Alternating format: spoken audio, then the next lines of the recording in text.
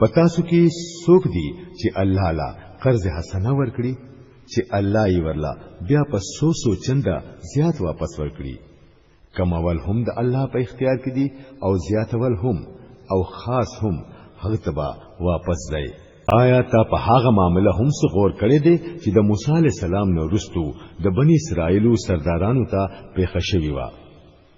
هغه خپل پیغمبر ته وویل چې مونږ لا یو باچا مقرر کړه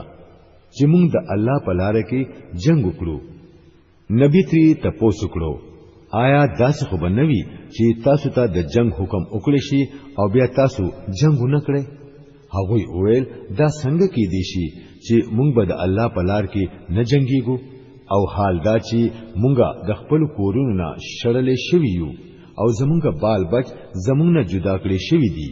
خو چې کله هغه ته د جنگ حکم وکړي شو نو د لګو کسانو نه بغیر نور ټول پشاشو او الله د غظالمان یو تن پیژني دا غوی نبی هغه ته وویل چې الله تعالی تاسو د پاره باچا مقرر کړی دی چې دای واوریدل نو ویل هغه په مونږ باندې د باچا جوړېدو څنګه حقدار شو داغونه خو مونږه زیات د باچای حقداران یو هغه سلوی مالدار سره نه دی نبی جواب ورکړو چې الله ستاسو په مقابله کې هغه منتخب کړی دی او هغه لې دماغي او جسمانی دوه قابلیتونه زیات ورکړي دي او د الله اختیار دی چې هغه چاله باچاهي ورکول غواړي هغه لې ورکوي الله ډېر فراخي لري او هر څه دغه په علم کې دي د دې سره هغه ته خپل نبی دا هو ویل چې د الله د طرفنا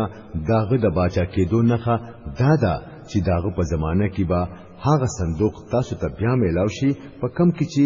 تاسو د رب د طرفنا تاسو د پاره د زړه د اطمینان سامان پروت دی او په کم کې چې د آل موسی او د آل هارون پاتې کړي شوی تبرکات پراته دي او په دې وخت کې د فرښتو په حفاظت کې دي که تاسو مؤمنان یې نو دا تاسو د پاره لوی نه خدا